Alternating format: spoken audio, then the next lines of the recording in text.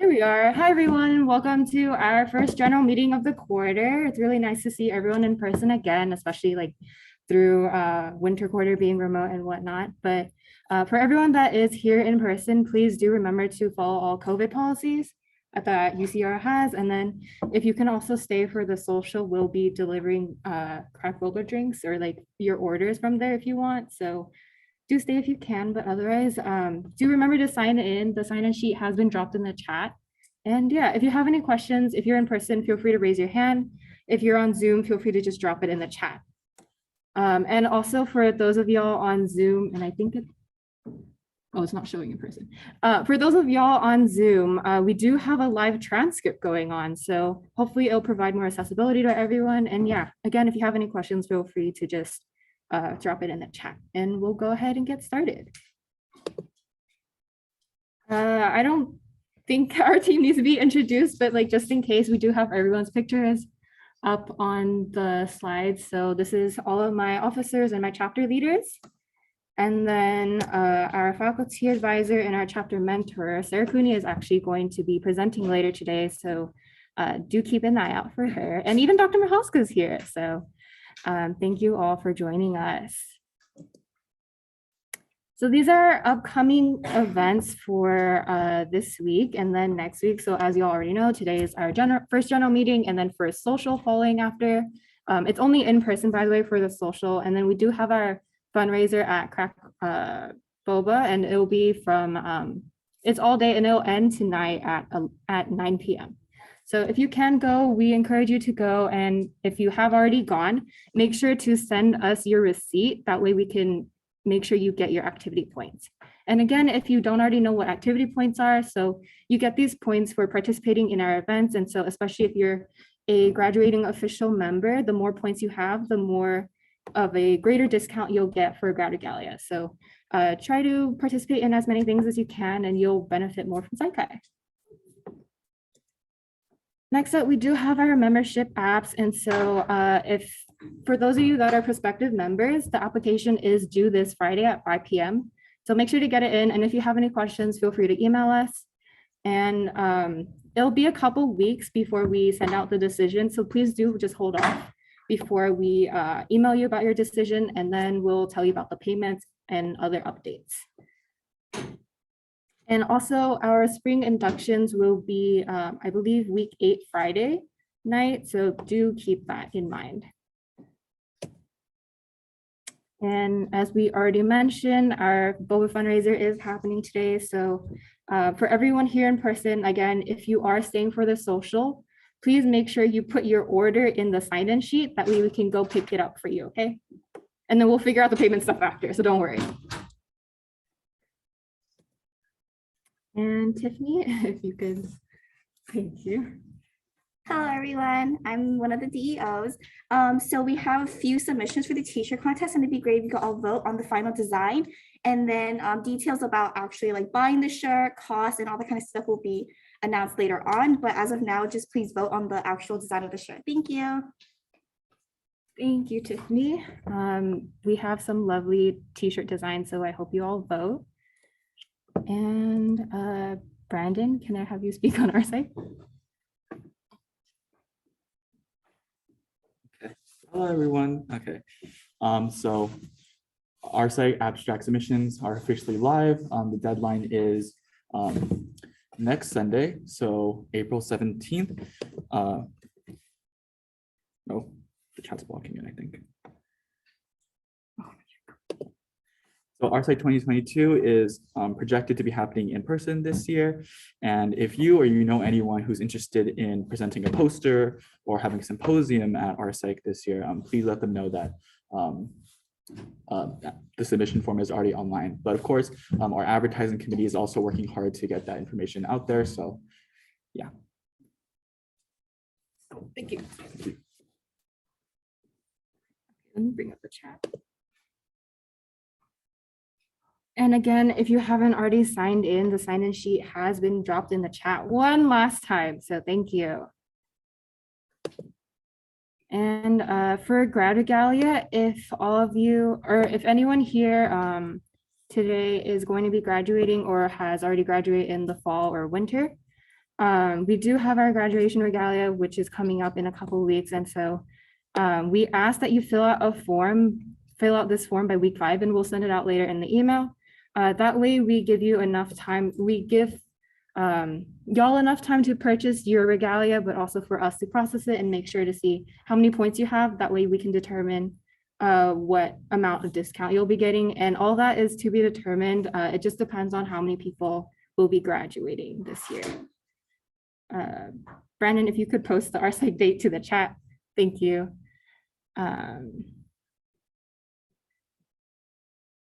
Someone asked about a day of committee for RSIC. Please do stay tuned. All right, and for everybody who's here in person, I'm going to swear at taking pictures. If you're not comfortable, we can take pictures. Please raise your hand now, and I'll give you that one. Cool.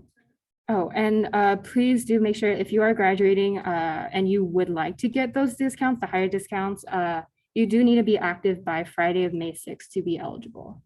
So do keep that in mind. And just an update on our historian election. So no one applied, unfortunately, but that means all of you still have another chance to submit your candidacy if you are interested. So do stay tuned for the application in the future. And if I can have Amanda speak on this. Hi. Can you hear me okay? Yes, we can hear you. Hi, everyone. I wish I could be there with you. So my name is Amanda Saudry, and I'm a first-year graduate student in the psychology department in the developmental area. And I'm here to share a service trip opportunity with you all to a children's home in Mexico. And I've met with a few of you here today, and others might recognize this opportunity because I attended a meeting last quarter.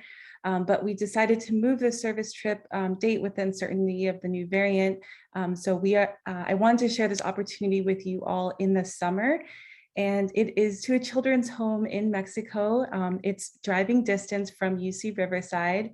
And it's named Siempre para los Niños, always for the children. And so I'm looking for a group of 8 to 12 undergraduates from UCR to go on this trip. And it will be great because we'll be leading enrichment activities with the children, and it'll just be a great opportunity for you all to kind of explore your research interests. And if you're interested, please send me an email, which is at the bottom of this screen, asadr001@ucr.edu. And I will be hosting an informational session with those that are interested, and hopefully try to solidify a group by week 4. That way we can start planning an itinerary and it'll be about two days, 2 nights and 3 days. So if you're interested, please feel free to email me. And thank you so much for letting me take a little bit of your time today. Thank you, Amanda. And I believe that is it. If anyone has any questions again about the announcements, please do drop it in the chat. Otherwise, I'm going to pass it over to Helia to moderate our panel for psychology and education.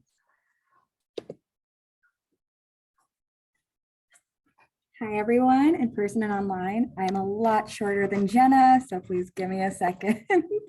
It's great to see you all here. As Jenna mentioned, our topic for today is psychology and education, and we have some 3 wonderful guests who are going to introduce themselves. The plan for today is to have a little bit of a modified format in the sense that they are going to be able to introduce themselves a little bit more than normal. And then we'll also have a Q&A portion at the end. So if you do have any questions, feel free to put it in chat or raise your hand if you're in person.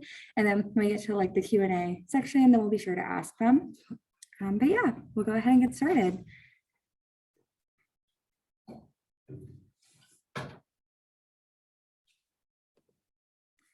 Our first guest is Dr. Yu. Dr. Yu, if you could unmute and introduce yourself for everybody, that'd be great.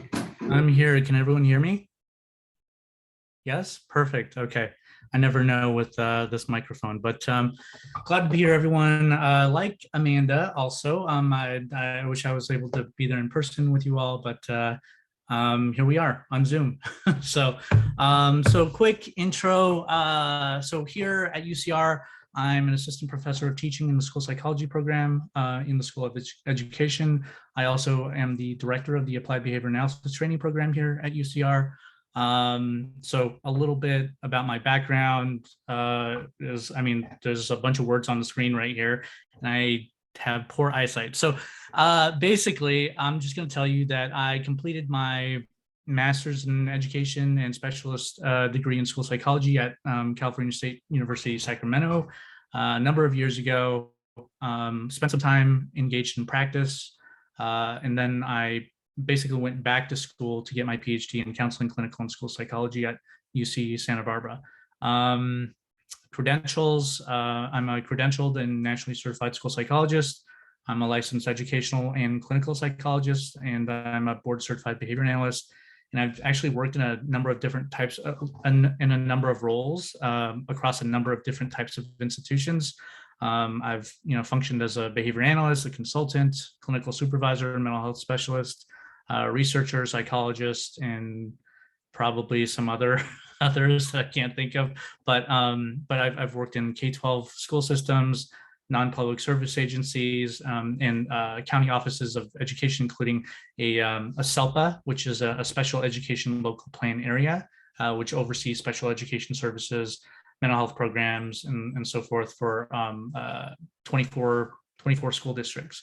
So that's me in a nutshell.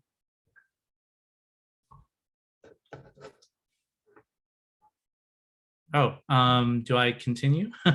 Is this my presentation or is this my intro? It looks like your presentation slides were included in your intro, so you're welcome to just talk about what you provided for us today.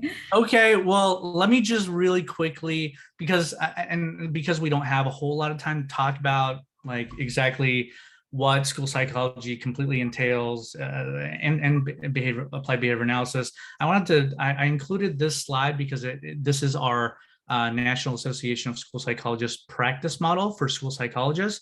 And it basically is this nice, lovely diagram that breaks down all the major functions of school psychologists. So I'm not going to read this diagram to you. I really wanted to just provide it to you as kind of a reference that you can go to and kind of get a sense of, okay, well, what do school psychologists actually do in schools and other settings? And so I'll go ahead and leave it at that, and I can speak more about this later if people have questions. And all right, and I'll just really quickly note school psychologists.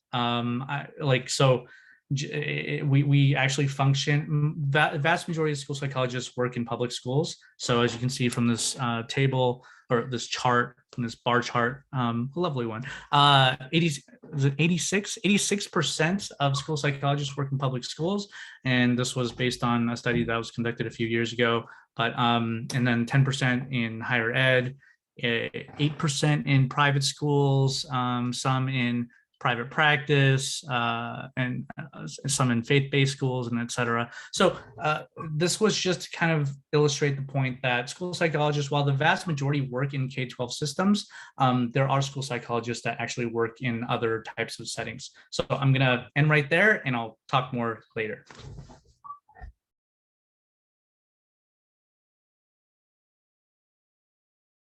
Great, thank you. And a lot of echo. Sarah, you can go ahead and introduce yourself here with us. Yeah, hi everybody. I wish I could be there in person as well. I share the same sentiment, but thank you so much for inviting me. My intro at least won't be nearly as impressive as Dr. Yu, but my name is Sarah. I'm one of the academic advisors here in psychology. As you guys know, we oversee psychology, psych law and society, and neuroscience, part of our majors. I got my BA in the same degree, psychology, here at UCR, and went on for my master's at Cal State San Bernardino in clinical counseling psychology. So I originally planned on becoming a therapist and did that for a couple of years. I taught some undergrad classes for a couple of years, and felt that I was not loving either of those options, and academic advising just happened to combine both of those with the population that I really love, working with college students. So that's kind of a quick intro here, and I've been doing this now for 6 years. So we can talk a little bit more about the exact path a little bit later, but I'm happy to be here. Thanks, Helia.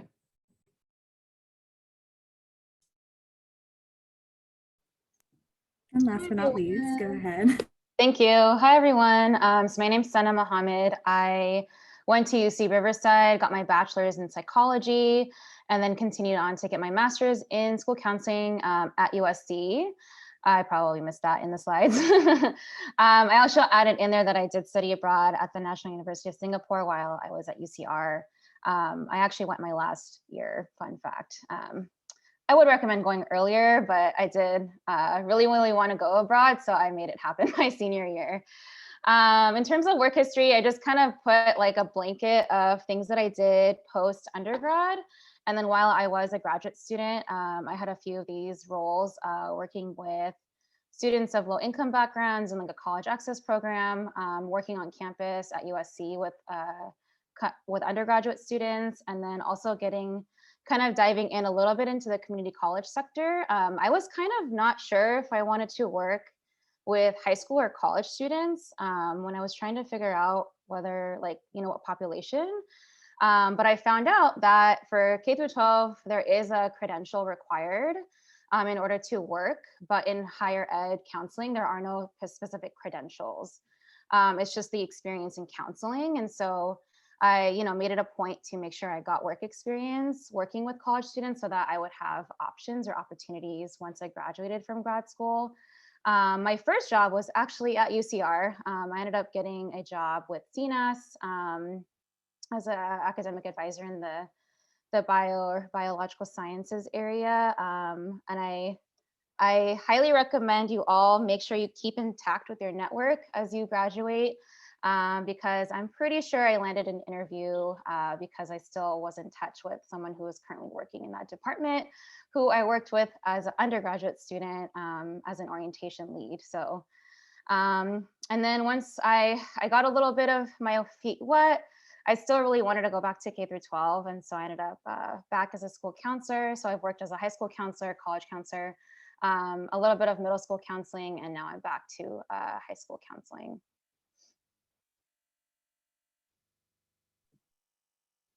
Great. Thank you everyone so much for introducing yourselves. I can't wait to get started with our panel. As a quick reminder to everyone, again, in person or online, if you have any questions for our wonderful guests, then feel free to again put it in chat or raise your hand. I'll be glancing about, making sure that I catch everyone. But yeah, I'm gonna go ahead and stop the screen share. I can figure out how to stop screen sharing.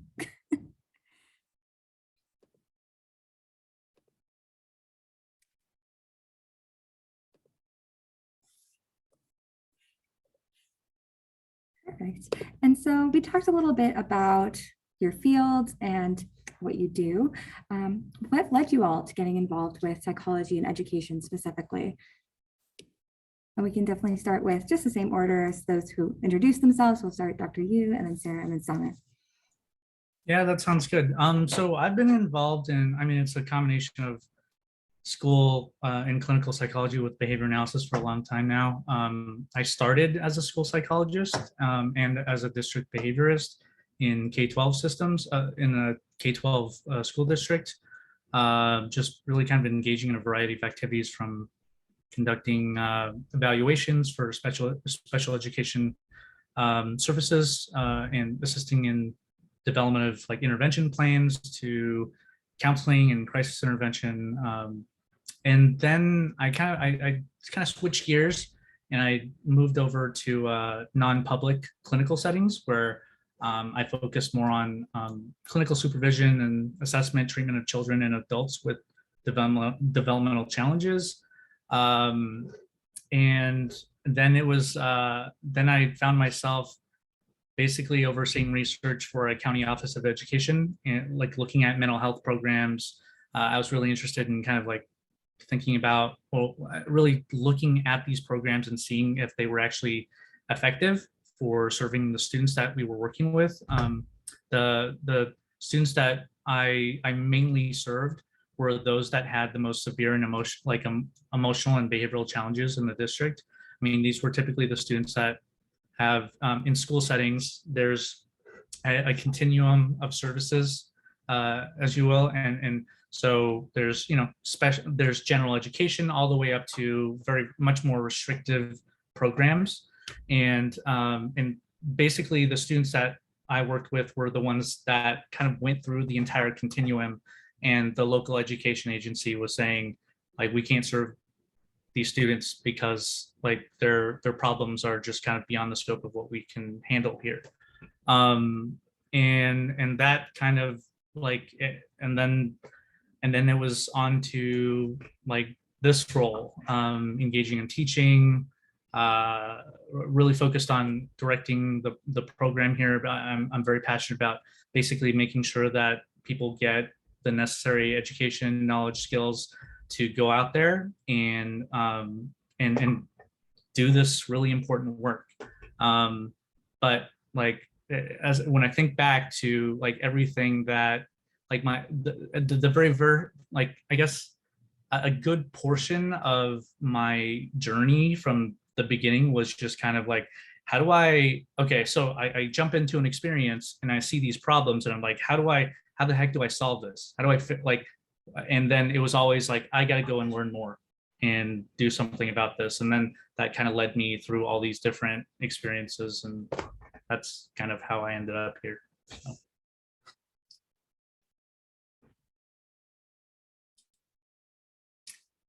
I, like I mentioned in my intro, just kind of stumbled onto advising and psychology and education, to be honest. So I, like I said, was training and thought that I would become a mental health therapist. So that's what I went. I happened to go to grad school immediately after undergrad, but that's not, the path that's recommended or needed for everybody. So we have those conversations all the time with students, but I happened to go right after. And I think in this field, so I talk to students a lot about, you have to be hands-on and learn your job and learn your training to know if it's right for you. So you're not doing anything wrong by changing your mind at any point in your career. If you're changing your major right now, I went to grad school to become a therapist and I'm not a therapist, but I didn't know that until I went through a few years of training and was a therapist and realized that that's not the right path for me. So I think trying things out is something that a lot of people don't, I don't know. I talk to students all day that feel like they see their friends that have it figured out right now, or know that they have to go to X, Y, and Z grad school for this program and want to do this for however long. And that's great. Sometimes it's not reality, and that's also okay.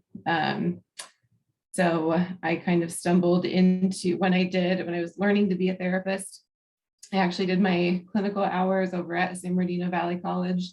So I was working in a college setting, but with very non-traditional college age students, but really loved being on campus. And like I said, in the program that I went to, I had the opportunity to teach undergrads at Cal State San Bernardino. So really loved that aspect, and being not so much in front of a classroom, but working with students and relearning the material to teach it. So I made a lot of really great relationships there with students.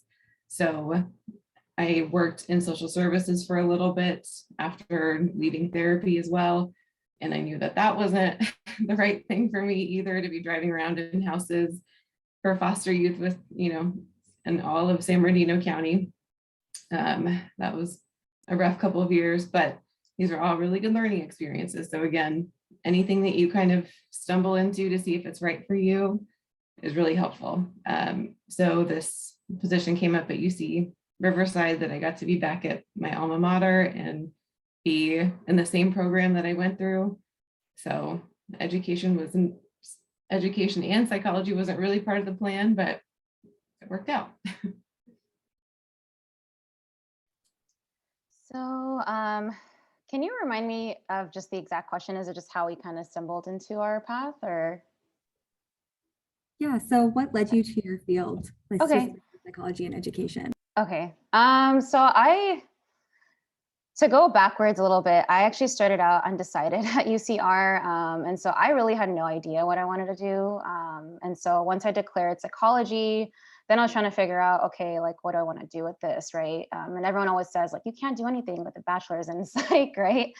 You have to always get a master's or do something else, right? And so kind of like what Sarah was saying, it's really, really vital to get experience in different things. And so I made it a point to talk to people. I went to the Career Center so many times when I was a student there, to the point where that counselor was still there when I worked at UCR, which was kind of cool.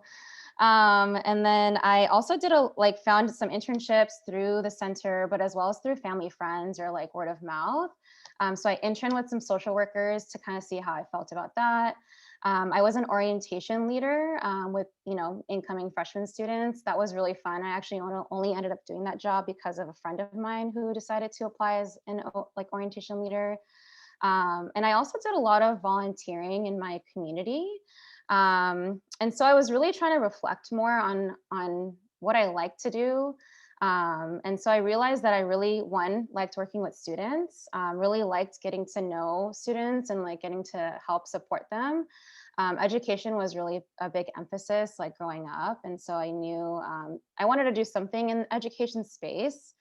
So I was trying to do kind of a process of elimination. I had a little bit of experience teaching with like at my religious school. And I realized I knew I didn't really like to teach per se. And so just kind of eliminating options. What also helped me is attending, preparing for like graduate school sessions. I believe it was through the Department of Psych / the Career Counseling or Advising Center. And that kind of also opened my eyes into what is out there. And so, one piece led to another. I also debated about going into school psychology. And my cousin was a school psychologist at the time. And so that helped to talk to her, kind of get an insight. I couldn't really shadow her because of confidentiality reasons, but she did let me come visit her at her school site and kind of talk to me a little bit more about her job. I realized I didn't want to deal with a lot more paperwork than I would need to. And, I'm getting smiles there from the school psychologist. And so there's a lot of paperwork. It's a lot of testing for learning disabilities. I wanted to do more of like one-on-one or like group counseling. So I kind of knocked that position out of the door and then started to look into school counseling programs. And like I mentioned earlier, I wasn't sure if I wanted to do higher ed counseling or not. And so I kind of just made sure to get that experience once I was in graduate school to make sure I had the option. And lo and behold, my first job was as an academic advisor. So. Awesome, thank you all. It's so interesting to hear how you all had really different experiences and still somehow ended up in psychology and education, whether it was more straightforward, kind of a bit of a struggle to get there. So for students who are considering going into psychology and education, how would you recommend they go about getting those experiences? Great question. And I would say now is really the time to start kind of looking and seeing what opportunities there are. A lot of times when we get, I'm just thinking about when we're actually reviewing applications for we actually just, it's always, winter term when we do our whole recruitment process. And I'm thinking about like basically what we typically see with students coming in. And it doesn't really, for school psychology, obviously you're not going to be able to do a lot of the types of activities that school psychologists do. So you can't really get your hands like on experience with, those specific types of activities, but you can certainly work with children. You can certainly work in school systems and other capacities. We have applicants that go and they work as instructional aides. They get maybe they do some, behavior technician type jobs. Maybe they do even more clerical, like they work in clerical positions, but basically they just connect themselves with like those school systems and they get a sense of the context, right? Because even like you work in a school, you learn the culture, there's so much that you pick up through whatever role that you can like in that type of setting. So if you are thinking about school psychology, oftentimes we really value when students are able to go and acquire or obtain some experience like with children, whether or not it's in a school setting, but also like if you can get some experience in a school setting to again, learn about the culture, the context, that could be really helpful as well. So. Yeah, I agree. So with everything, Dr. you said, experience is going to be the most helpful thing. And I know that that feels so challenging as a full-time student and having so many other things on your plate to also add that you have to truly prepare for your next step. But there are so many opportunities at UCR to get at least some experience, just like Dr. Yu was alluding to. So if you are interested in advising or therapy, you know, I mean, that's just working with people. So if you know, there's jobs at the Academic Resource Center that are either, you know, paid or unpaid. That's kind of part of getting the experience as a college student sometimes.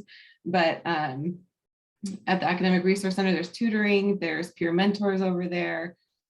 There's a lot of other departments on campus that have peer mentors, peer advisors, any sort of leadership role that you can do with clubs, with Psychi, of course.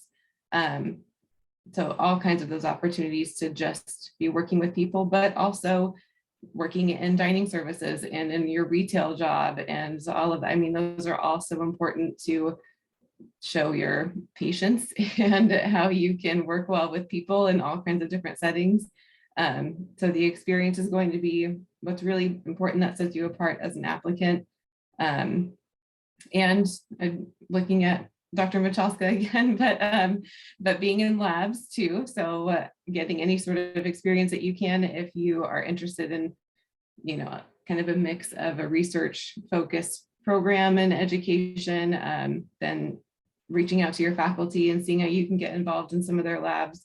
That's also going to be great experience that, again, you can take advantage of only in your couple of years here as an undergrad student. So just make sure to come talk to your advisor if you need any help with finding any of those.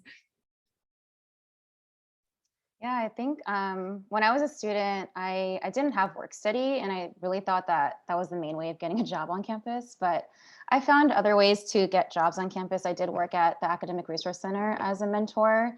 So again, you know, that was something I just naturally decided that I wanted to do. I think in terms of other jobs or careers, research as well, really talking to your professors, like go attend office hours. What I ended up doing is picking a couple of professors that I wanted to get to know a little bit better. And so I would have a couple of questions in mind from the class, make it a point, go to the office hours, ask my couple of questions, and then we would just chat about random things, and she would get to know me or he would get to know me as a person. Which also helped in terms of letters of recommendation, but also just, you know, opportunities coming from that, or they might kind of keep you in mind when things come up in the future. So definitely really utilizing your professors, like that's what they're there for. They're probably sitting there waiting for you to come to office hours. You guys probably hear that all the time, but it's very true. And then again, looking into your community, looking into the community around you. You know, reaching out to people, even if I would highly encourage you to make a LinkedIn account. While I was in graduate school or finishing graduate school, I was messaging random school counselors or adding them on LinkedIn just to get more, just to connect with them, because I knew I was going to graduate soon and I needed a job. So even just kind of hopping onto LinkedIn and doing, finding people that may potentially be of support to you. And doing informational interviews, I think, is also very helpful, where you're just asking them like about their job basically, and who knows, like they might have opportunities for you in that sense. I think, I know I said it before, but networking is very, very, very key in all industries, honestly, but even in psychology and education, it's still pretty difficult to get jobs or interviews sometimes if you don't know people. So yeah. Just want to echo the office hours. It's so cool as well that you all gave different experiences. It wasn't just everyone should do this one type of experience. It really was a really great myriad of them. And kind of on that note, since you all have had such different experiences getting to where you are now, was there ever a favorite activity, extracurricular that you were a part of?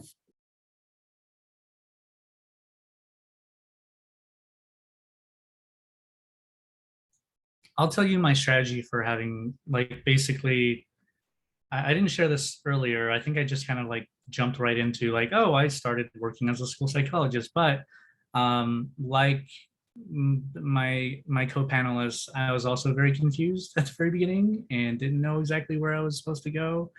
And then my friend told me about this great profession that gave you summers off. So I said, oh, awesome. Tell me more about this. And so when I finally made the decision to like, oh, I'm gonna go and do this, I didn't have a whole lot of experience actually working with kids. So like what Sana mentioned, like looking out to your community, like looking out around in your community and seeking out opportunities was kind of what I did. I actually, randomly cold called like a number, like some school psychologists that happened to be in the area. And one of them gave me the opportunity to shadow her. And I was able to, like see what she did. I did some interviewing, asked questions just to get a sense of, and I mentioned this in my interview, by the way, when I applied for my master's program. And then I also, I ended up like doing some volunteer work at a Head Start program. And I found that I actually really kind of enjoyed working with kids. And then through that connection, I ended up doing some free like academic tutoring.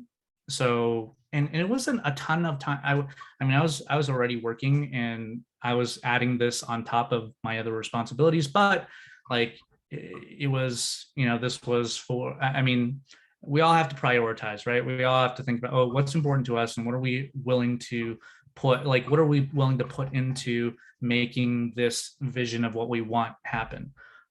So I made the commitment of going out to the Head Start program a couple hours every week. I did some tutoring, couple hours every week for, I can't remember how long, maybe half a year. And I actually, I reached out to a professor I had connected with when I was at UC Davis going through my undergrad program. And he said he needed some help. His graduate students needed some help in data collection. And so I got connected to a research lab and I did a little bit of volunteer work there. So I did a bunch of this extra stuff that ultimately kind of led to this acceptance into my specialist program. So did that answer any question? I've already lost track. Oh, favorite activity. I enjoyed working with kids. That's what I'm trying to say. I enjoyed working with kids. So yes, like that was fun. I valued that. So that's what I ended up doing for a while. Yeah, I was going to ask a reminder of the question too, Helia. Not that it wasn't a great story, Dr. Yu, but it's about extracurriculars getting to where we are, right? Yeah, so you all have so much experience and it's all like a lot of very diverse experiences. So do you have a favorite activity or extracurricular that you were involved in? Oh, sure. Okay, yes. Thank you. The one that comes to mind that I really think shaped kind of me figuring out what I wanted to do was just like Sana, actually. I worked at the Academic Resource Center as a peer advisor as well. So when I was an undergrad student, I started there. I think it was within my junior year, something like that. So I was there for a couple of years and doing a lot of what I do now, but just on a more like, obviously peer-to-peer level. So talking about time management, goal setting, study skills, all kinds of really helpful things that all college students, need, of course. So that was my kind of student job that really, I think, shaped what I wanted to do. I did a little bit of that in my grad program when I was teaching. Also, I was working in a program that did the same thing, but specifically with student parents. So Cal State San Bernardino has a child development center on campus. And so the parents that would have their children in the daycare center there would also get some extra like programming and support in our program. So it was a really great opportunity too. I think for me, it would be the initial position of being an orientation leader. Really, even though it was technically a job, I had such a fun time with it. It was a great way to not go home for the summer and get free housing and meals and stuff like that, but also meet like 60 other students at UCR and really get to know them. It really pushed my comfort zones a lot. It really helped me grow as a person, honestly, and kind of forced me to really like get to see that I really enjoyed being like a counselor, being a mentor to students, even though I was only a couple years older than them. And then the other activity I would specify is definitely the ARC position, but more so my study abroad experience. If you all have time to do that, I would highly encourage it. It seems like things are opening back up, so I'm hoping you can definitely go abroad in the next few quarters or next year.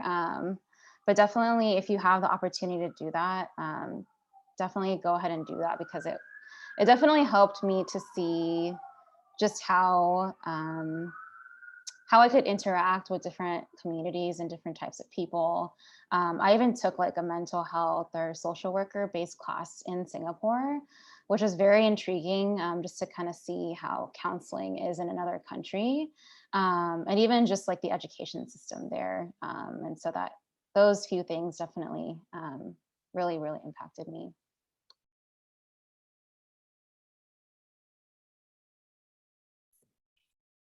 Thank you all so much. It was super interesting to hear, especially because you do have so many experiences, to hear which ones were kind of, I won't say the most valuable. I feel like they were all valuable, but which ones stood out a bit.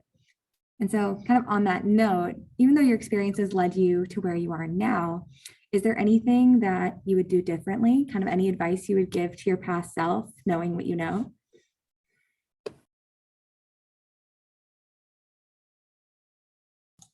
Don't worry too much about the confusion. I was very anxiety ridden. It's like, what am I doing with my life? But you know, a lot of what was happening felt very. It was like it wasn't. It didn't feel like it was by design. If like it was, it felt like, oh, here are my options. I hope it works out, and then like I'm just gonna give it a try. But it was really kind of in taking those leaps and like just being open to those different types of experiences that really kind of all just, you know, all kind of influenced and shaped like my career trajectory. So I guess I would just say, like, try not to worry too much. You know, make the best decisions you can, but like try not to worry too much, prioritize, think about what you want. And if you don't end up there like right away, that's okay too, because I've found that oftentimes, like, you know, I like, if you asked me 10 years ago what I would be doing now, this would not be it. But am I happy with what I've like accomplished or where I am right now? I absolutely, yes. So yeah, I guess that would be my I don't know, is that negative wisdom? It's a negative, it's a rant. So so that's what I would say. Yeah, I think that's great advice. And I kind of alluded to that or this a little bit earlier too, but to try your best to understand that your friends that might feel like they have it figured out don't have it figured out. And that's okay for them too, but don't compare yourself. And I'm going to do kind of what we're all really good at is I can give really great advice and not take it myself, but try to, just like Dr. Yu was saying, it just kind of embrace the unknowing and enjoy being in your early 20s while you're figuring it all out, and make mistakes and go back to school if you need to, or try a different lab if you need to, or take a quarter off school if you need to, and it will all sort itself out. So just give yourself some grace. Understand that you don't have to have it figured out now. I think me and my well, I'll speak for myself, but I just met my panelists now, but maybe they don't have it all figured out right now either. So that's a pretty normal feeling kind of at all stage of life. And that's okay. So just give yourself some time to figure it out and try some new things to see what you are interested in. And that's kind of what we've taken away from, or what I've taken away from their stories too, is that all of us have kind of stumbled into our own path to where we are now. So it's all just trial and error. I will definitely echo that. In terms of like tangible feedback for myself, I guess I would just tell myself to maybe start looking and like doing more internships or research earlier on. I think I started more towards my junior year, but I wish I kind of started in like my sophomore year. I remember I went to that grad school preparation meeting, I think at the start of my junior year, and I was like, oh no, I'm kind of behind. And so I kind of, in terms of like a tangible thing, I think that's what I would tell myself. But also, like they both were saying, that it's okay to not know. It's very normal. We're all in the unknown for the most part. And also I didn't have very many people of my like culture or my background or community that are in the field, and even still today are in the field of school counseling or even mental health. And just trying to remind myself that that's okay too, that there's no one else that's in my field that's of my background. It was so hard for me to explain to my parents, and my mom, I think she finally figured it out a few years ago, but she would ask me like, what do you do? What is your job? Like, what do I tell people? Because there's no really mental health really in like the way they grew up or in their culture. And so just trying to also remind myself that that's okay too. So.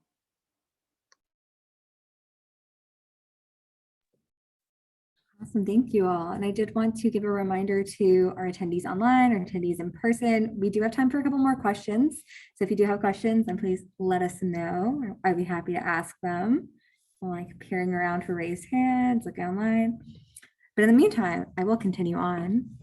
So we were talking about advice that you would give to your past self. And I do think it's super interesting that you kind of like what Senna mentioned, there is like tangible and intangible advice and kind of like what you would be applying. And I think that I totally lost my train of thought with this question. I do think that it's important to note that all of you do have very different, I don't want to say outlooks, but because you had different experiences, you ended up kind of in a different place in this like field of education. So was there a particular reason, as you mentioned, like how you got into the field, is there a particular reason that you picked this part of the field versus like, you mentioned some of you didn't prefer teaching and so instead preferred advising.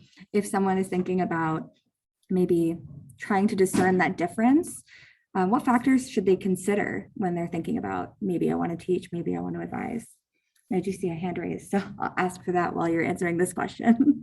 Oh, no, I wanted to add on. Oh, add on, perfect. It was just a question for Sarah, because Mhm. she said she wanted to be a therapist, but she like diverted from that path. Like, what made her not want to be a therapist? Oh, perfect. And Sarah, I don't know if you heard that, but specifically they were wondering why you didn't want to be a therapist.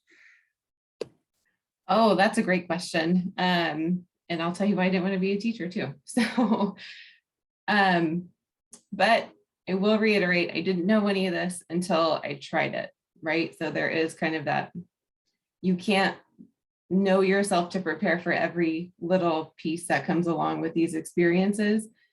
So I don't think I would change anything about the path I took to get here. I loved my grad program. I loved everything I learned. I view so many of those tools now.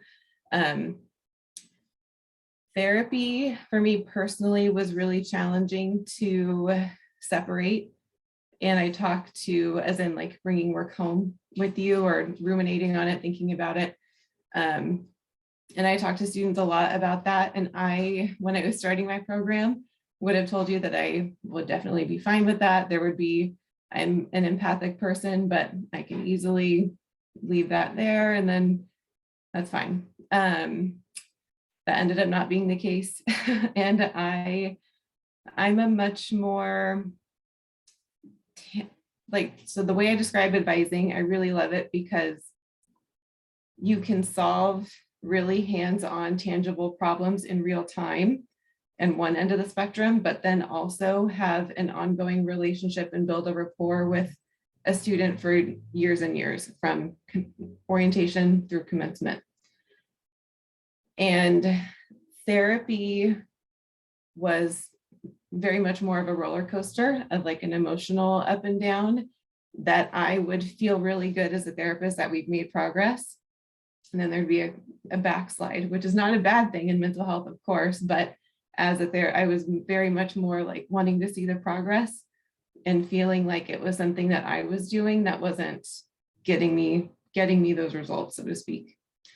So that was hard. And then teaching, again, I thought that I would really love it, but I am not an entertainer. And I am my strength is not in front of a classroom. My classes were also at like 8 p.m. So that probably didn't help. But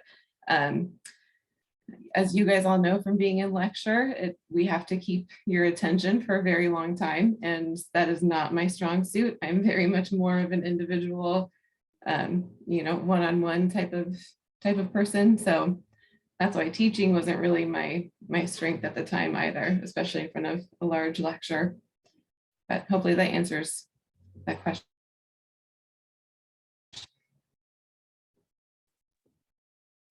Awesome. Thank you, Sarah. It definitely sounds like, I think a lot of people consider therapy, consider going into mental health. And it is really nice to hear from somebody who's been in the field and maybe decided it wasn't for them. Just to have like that alternate perspective, if that makes sense. But I also do see a message in the chat, a couple questions for Dr. Yu, since we do have a couple extra questions, and my last question was all over the place. So Dr. Yu, if you see it in the chat, is your degree 3 areas of psych compiled into one PhD? And if so, how does that work? So it just did. It just happened. So in the United States, there's only a few programs out there that combine multiple areas of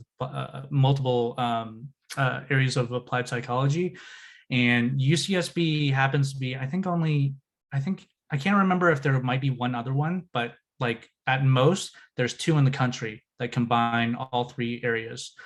So basically if you look at the program, the curriculum, if you look at school psychology, counseling psychology, clinical psychology, all the main practice areas of psychology, like there are skills that overlap. Like, so basically all students had to take a certain, like a core set of courses that like were necessary for all 3 fields. And then students had some flexibility in kind of like concentrating on certain areas, like, one over another, or so some students were much more clinically focused, some maybe schools, some counseling, some maybe combined, a couple. I came in with a school psychology background.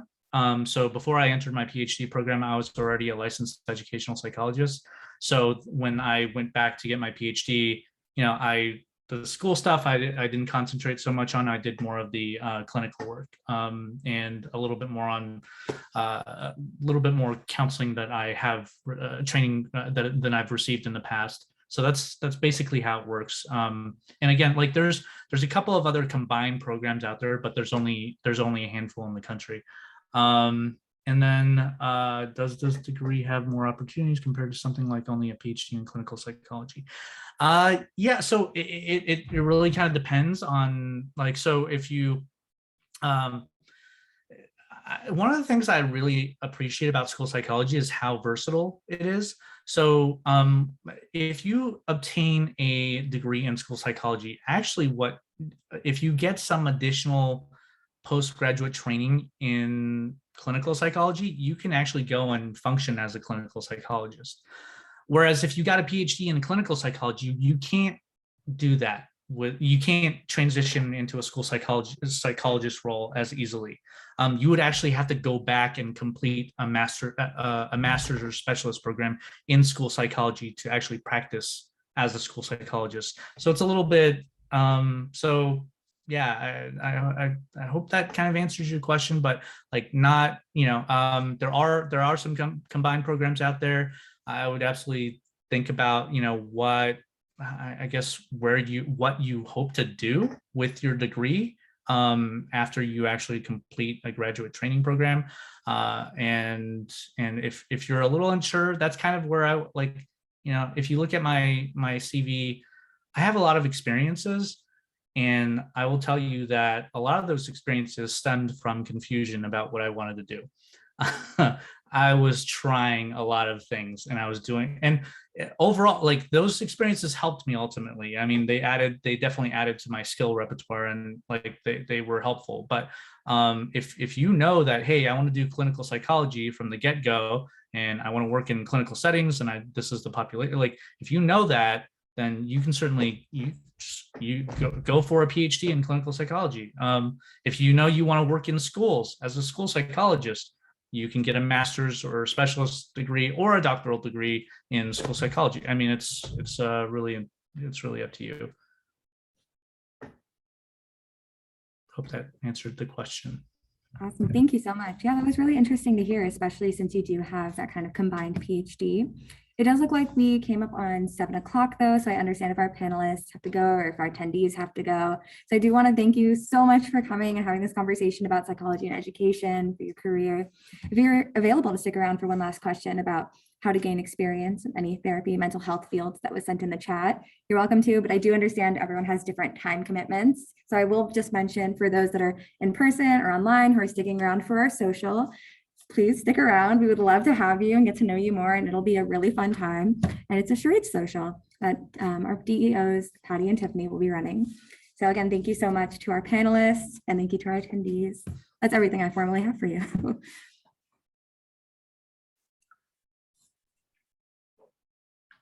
Thank you, Helia. I was just going to, Gerardo kind of mentioned it too already in answering Alexandra's question, but there are, gonna just go to the Career Center. So the Career Center has a ton of internships and ideas available for volunteer work, internships, anything like that to get the experience in the mental health field. There are confidentiality issues, but there just are ways around it, which I think is something that Gerardo also said. Sorry, the chat was blowing up. So yes, and Alexandra's one of my students, so she's going to come talk to me about it later. So thank you all for all of your great questions. Yeah, I would probably just emphasize the informational interviews because you probably can't get like the one-on-one or the experience directly in the settings, but the informational interviews are really helpful because you can kind of get an idea of what the job would entail. Yeah, definitely just asking more of that information from people. Talk to your professors, like again, office hours. I was just texting that. Yeah, I threw in my email in the chat if anyone has any questions about school counseling as well, because I know a lot of the fields in the mental health space can get confusing. So like differences between like psych and counseling and what are the commonalities and school counseling can look very different. I'm sure you guys noticed, but I switched jobs pretty frequently. I just switched a lot of jobs every couple of years in school settings, and usually that's not very common. But it's because of like the different types of roles I was doing as a school counselor in different districts. So in one place, it was like more college counseling focused, but my training is in 3 domains like academic, social emotional, and college counseling. So like right now in my current site, I'm doing all 3. So again, informational interviews. I'm definitely available if anyone has any other questions. Thank you so much for sticking around to answer that last one. For those, again, that are in person or online, our next general meeting and social are in 2 weeks, but our upcoming social is going to be in a couple minutes. So I'm going to go ahead and stop the recording, and thank you again to our panelists for coming.